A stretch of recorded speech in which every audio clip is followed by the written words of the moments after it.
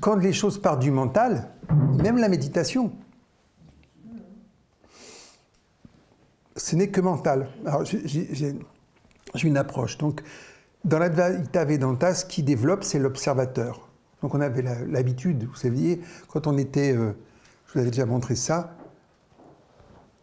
on est là. C'est-à-dire qu'il y a un peu on est un peu en arrière de soi-même, de la partie frontale cognitive, voilà, du cortex. Et on est là. Et quand on est comme ça, allez-y, hein, vous avez il y a une vision plus panoramique. Et il y a du recul, automatiquement. Alors c'est encore une technique, hein, c'est pas une... voilà. Et à ce moment-là, pour moi, quand on est dans cette dimension-là, on est dans le deuxième niveau du cœur, donc dans la partie cosmique universelle, et on est donc dans le temps unitaire. C'est là où on peut avoir la clairvision, la clairaudition, la clairvoyance, la clairscience, le clairsenti, etc. Et c'est intéressant, pour vivre, on demandait pour vivre, c'est utile d'accéder à ces dimensions universelles en nous. Sauf que faut qu'on se débrouille aussi avec nos vies, et que de temps en temps, on se dit, il y a la présence, mais est-ce qu'on vit la présence? Est-ce qu'on est dans la présence? Est-ce qu'on sent la présence? Et ce qui est intéressant, c'est que quand on se met dans la présence, même nos problématiques souvent disparaissent. On ne se souvient même plus de ce qu'il y a comme problématique. Si on est profondément dans la présence, c'est là où l'Advaita en parle, où Malanda, je vais dire, hein, pour Mananda le dit, mais le monde n'existe plus, notre monde. Et on reprend Ho'oponopono, il n'existe pas de monde extérieur, il n'y a qu'un monde intérieur, il n'y a que notre univers. Donc quelque part, ce qui est lié au moi, au mental et à l'ego, disparaît de notre conscience, puisque nous avons la conscience divine, la conscience de Dieu à ce moment-là. C'est ça, comment la présence. Donc, quand on est vraiment dans la présence, à ce moment-là, on n'est même plus dans le temps unitaire, on est dans le non-temps. Et les choses jaillissent. Donc, c'est pour ça que j'aime beaucoup l'état d'innocence. Parce que l'état d'innocence, ça jaillit spontanément. Et de temps en temps, ça nous arrive. On n'est pas là dans notre mental discursif, mais même intuitif. Il y a des choses qu'on dit, la personne l'entend, ça la surprend, et vous le dites, ça vous surprend. On est deux surpris. Parce que ça ne vient pas directement de nous.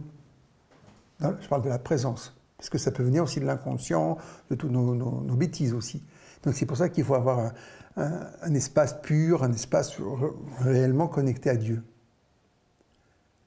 Mais, vous voyez, là encore, de dire, oui, mais ça, c'est pas ça, c'est le temps unitaire, c'est encore, ce que dirait l'Advaita, c'est encore une dualité. Ce n'est pas cela. Et cela, c'est comme c'est. Il aurait dit Babuji. C'est intéressant. Ça montre que lui-même avait accès à ça. C'est comme c'est. Et quand Lalaji disait, tournez la tête de là à là, et c'est fait. Là, on est dans la dimension divine. Et je peux vous dire qu'il n'y a plus de Lalaji, il n'y a plus de Babuji, et il n'y a plus aucun d'entre nous. Il n'y a que Dieu. Ça se fait. C'est ça, cette fameuse non-action-action. Alors, c'est action. Alors, à ce moment-là, Dieu est action, mais ça agit différemment que nous, quoi. Et il y a l'énergie qui va avec. Et presque ce qui est lancé, et c'est la vérité, ça se fait. Alors comment nous on se repère? Déjà, c'est vraiment important, puisqu'on a besoin de trucs quand même, hein, c'est d'être dans l'équilibre, donc dans l'équanimité. Cette équanimité qui fait qu'on n'est ni dans la tendance tamasique, ni dans la tendance rajasique. On est dans un état d'équilibre sattvique. Donc, quand on n'est pas dans cet état-là, on est dans la manifestation duel. Le bien, le mal. Donc c'est l'ego qui commence à interférer. Et on est ou dans l'action agitation, ou dans la paresse, non-action presque. On n'a pas envie d'agir. Là, on se repère. Donc, avant de faire quoi que ce soit, il faut repérer cet état-là. C'est pour ça que j'aime bien l'histoire chinoise, où on est situé entre ciel et terre. Donc, on a cette verticale qui passe, et l'intégration des énergies de la terre, de la mer divine, va jusqu'au cœur et rencontre les énergies du ciel dans le cœur, ça intègre et ça fait que c'est juste. Et après, qu'est-ce qui se passe?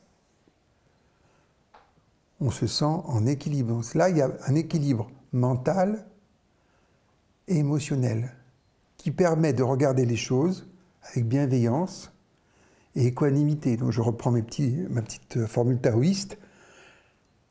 La neutralité bienveillante. Parce qu'il y en a, ce que je peux reprocher pour certains qui sont là-dedans, ils sont froids, ils sont indifférents. Donc là, c'est le signe qu'il n'y a pas d'amour. Et l'autre signe, pour qu'on se repère, c'est pour que nous nous repérions, hein,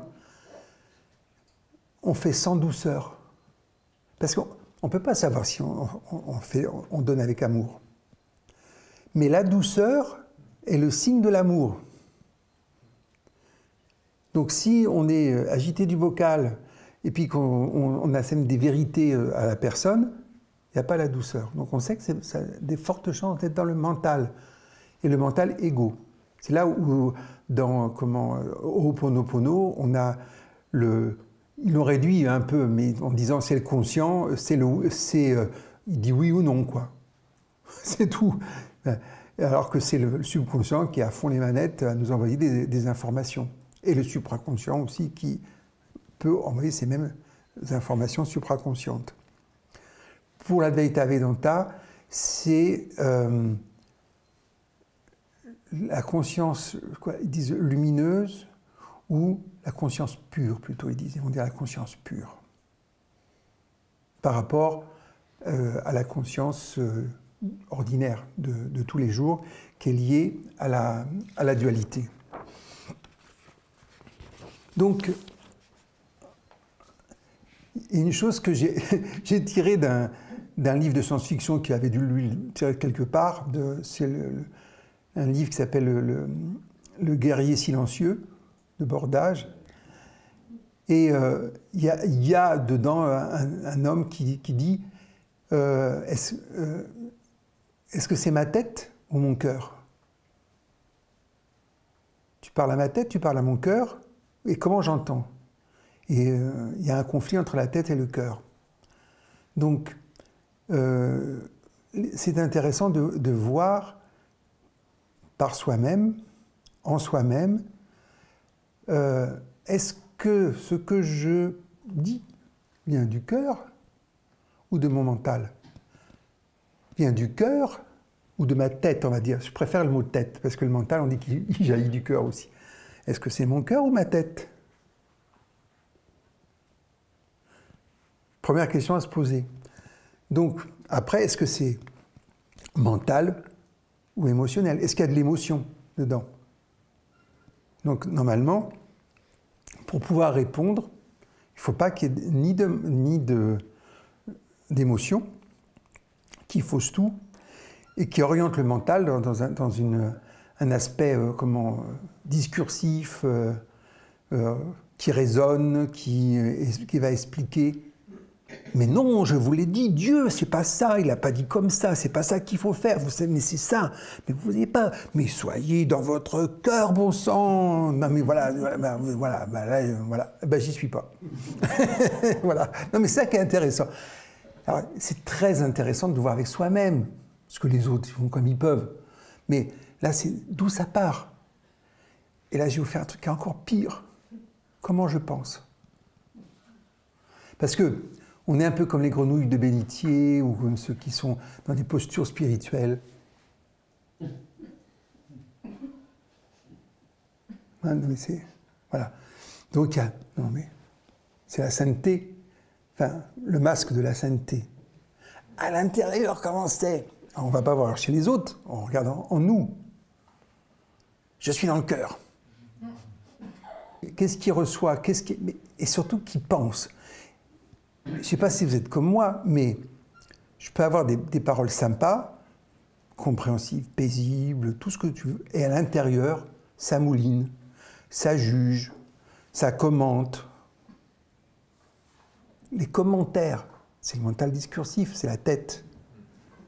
Les jugements, on est sans arrêt là en train de se balancer des trucs, mais dans la tronche là.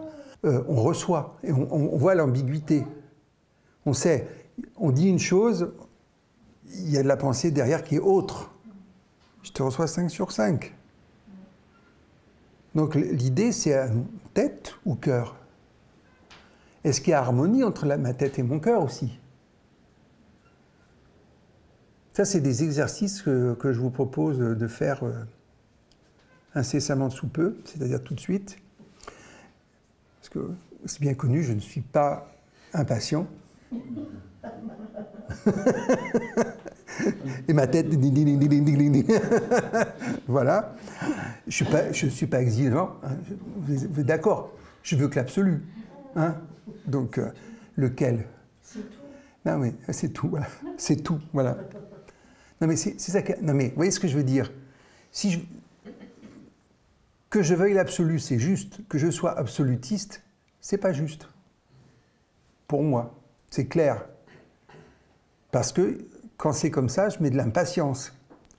L'impatience, c'est la qualité de l'ego. Donc ça, on le sait. Parce qu'il n'y a pas la conscience déjà de l'éternité, il n'y a même pas la conscience de l'unité. Donc on est encore dans le temps, donc bon, on fait comme on peut, mais alors que, j'aime bien aussi en anglais, le sans-repos, restlessness, qui est aussi traduit comme impatience, c'est le sans-repos de l'âme qui veut refaire son union avec Dieu. C'est pas la même chose. Sauf que là, on ne la projette pas. C'est en nous. Et c'est vraiment un besoin, même une souffrance, que ça n'ait pas lieu. Donc, vous avez vu, hein, entre ciel et terre, un équilibre sattvique dans la présence avant de pouvoir penser ou dire quoi que ce soit. Je comprends pourquoi les grands sages sont très silencieux. Et tout le travail qu'il me reste à faire, moi le bavard. Hein, mais vous voyez, parce que avant d'oser pouvoir dire quoi que ce soit, purée. Il y a des conditions qui sont vraiment importantes. J'avais marqué, est-ce que je pense, que je communique, que je parle à partir de ma conscience spirituelle ou la pure conscience du soi, ou à partir de moi et de ma conscience, mon ego, mon subconscient, qui sont liés, on avait vu, aux 4 karmas, vous voyez? Donc des programmations qui sont très importantes. Moi, je pense que c'est une façon simple et efficace de s'auto-évaluer. Et puis surtout, regardons comment on pense.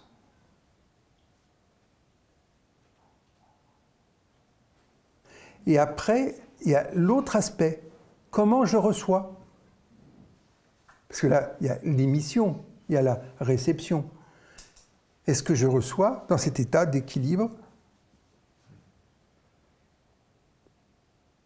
Est-ce que je reçois par le cœur, en Dieu? Comment je reçois les choses? Et on voit, hein, à l'intérieur, ça bing, bing, bing, bing, bing, bing, bing. Même si on se tait, même si on ne dit rien. Vous voyez un peu le...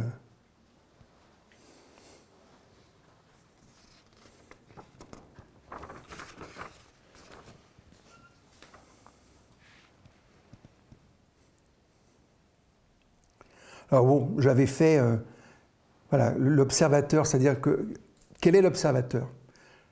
Est-ce que c'est l'observateur à partir de la personnalité, à partir de la conscience, c'est-à-dire cosmique, ou à partir de la présence, c'est-à-dire de l'état zéro, pour moi, ou du Seigneur?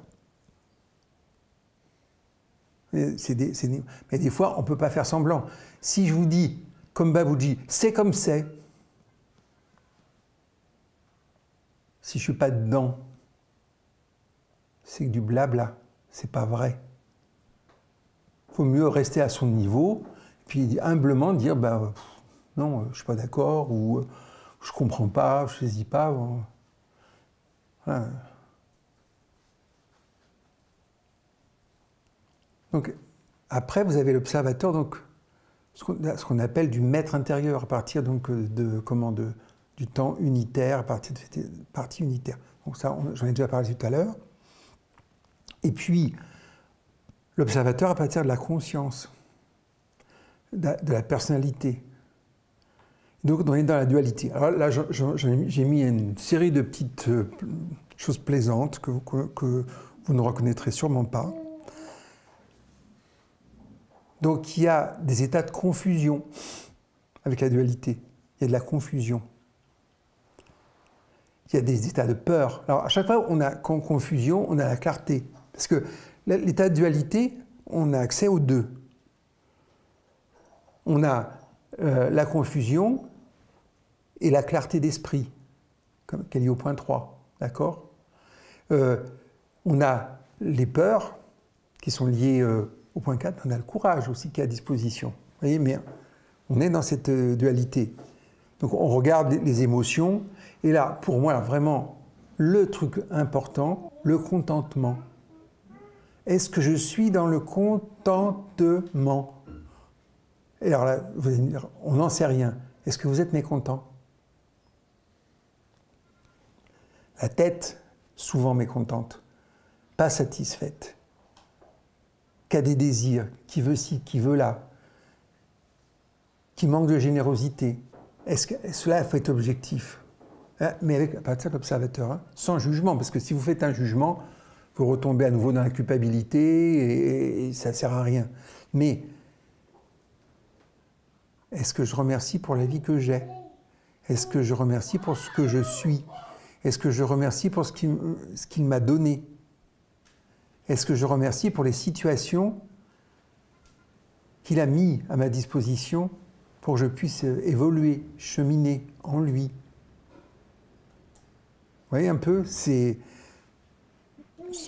pas mal. Donc, c'est là, quand vous êtes dans la frustration, le mécontentement et toutes ces émotions, hein, toutes ces émotions, ben, on sait qu'il y a des voiles sur le cœur. Alors, où on nettoie, où on plonge. Le problème, c'est pas d'avoir des désirs, c'est qu'ils font obstacle. C'est ceux qui font obstacle. Parce que un désir, ça peut être un souhait de quelque chose. Pourquoi pas? Mais si on s'y attache, si on se cramponne, et si on est frustré, et si on est mécontent, ben on sait qu'on a une problématique. Et quand on est comme ça, je ne sais pas si vous avez remarqué, on est égocentré. Et de l'égocentré à l'égocentrisme, il n'y a qu'un pas, et un deuxième pas de l'égocentrisme à l'égoïsme, il y en a encore plusieurs, et qui fait qu'on n'est pas généreux envers les autres, on n'est pas généreux réellement envers soi-même, mais ça c'est une chose, mais on n'est pas généreux envers la vie, on n'est pas reconnaissant de tout ce qui nous est donné, et on reçoit, on est dans l'idée de tout ce qu'on n'a pas, tout ce qu'on n'a pas reçu, tout ce qu'on devrait recevoir, tout ce que c'est... Bon, vous connaissez. Donc on retrouve cette idée de satisfaction et d'insatisfaction. Donc on est dans les systèmes duels, karmiques. Quand on est là, encore dans l'idée j'aime, j'aime pas, on est dans la dualité. Alors, faut pas se faire un checklist, hein, parce que sinon, parce que vous êtes là, quelque part, à vous traquer, ce que j'ai fait. Oh purée, qu'est-ce que c'est fatigant. Et puis on se surprend. Donc voilà, la meilleure méthode, c'était pas l'observateur, je peux vous dire, c'était la plongée, clairement. Oui, assis, là, puis il m'a fait ci, il m'a fait ça, puis j'ai réalisé, puis tu comprends, j'avais raison, et puis là, un petit, vous voyez ce que je veux dire avec la personne. Et, mais ouais, mais sauf que là, c'est un peu fort. Mais nous, c'est pareil, sauf que c'est dans la tête. Et puis, c'est tellement prégnant qu'on l'exprime un peu. Ça sort, et, on peut pas faire. On n'aimerait pas, parce que pour notre image. Et là, l'Advaita dit, il faut vous retirer de vous-même et tourner votre regard vers l'intérieur. Alors, ce qui me plaît avec Ramana Maharshi et Malanda, c'est qu'il parle du cœur. Donc, c'est pas le mental. Il dit, la source du mental est le cœur, la source de tout est le cœur, et le cœur du cœur, c'est Dieu.